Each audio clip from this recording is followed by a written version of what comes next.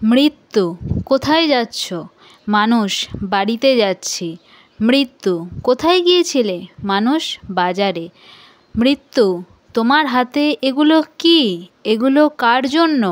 মানুষ, মা বাবা স্ত্রী সন্তানের জন্য জামা কাপড় আর কিছু ফল কিনেছি। কেন? মৃত্যু, এত কিনে কী লাভ?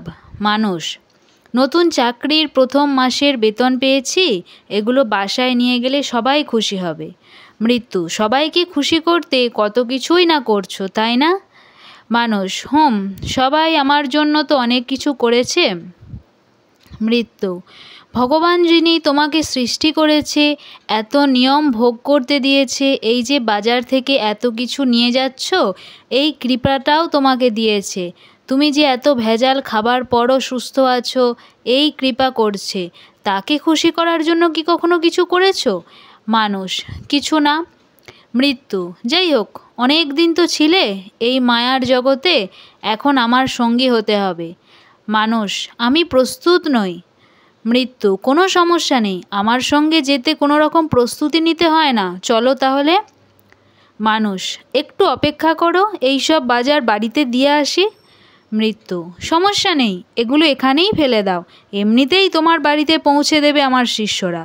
মানুষ, একটু সময় কি নেই? একটু সময় দাও আমাকে। মৃত্যু, না, 1 সেকেন্ডও সময় নেই। মানুষ, আচ্ছা বেশ, অন্তত বাবা মা স্ত্রী সন্তানের সঙ্গে শেষবারের মতো দেখা করে শেষ বিদায় নিতে দাও। মৃত্যু, কখনোই না। মানুষ, কল করে বাড়িতে জানিয়ে দেই।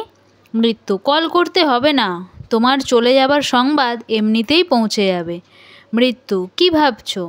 মানুষ, ভাবছি এতদিন কার জন্য কি করলাম, এই জগতে এত সুন্দর করে সাজালাম, অথচ আমি থাকতে পারবো না।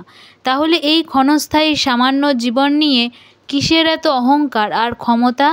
হে পরম দয়াময় ভগবান, তুমি তোমার অধম ভক্তদের সঠিক জ্ঞান বোঝার কৃপা দান করো।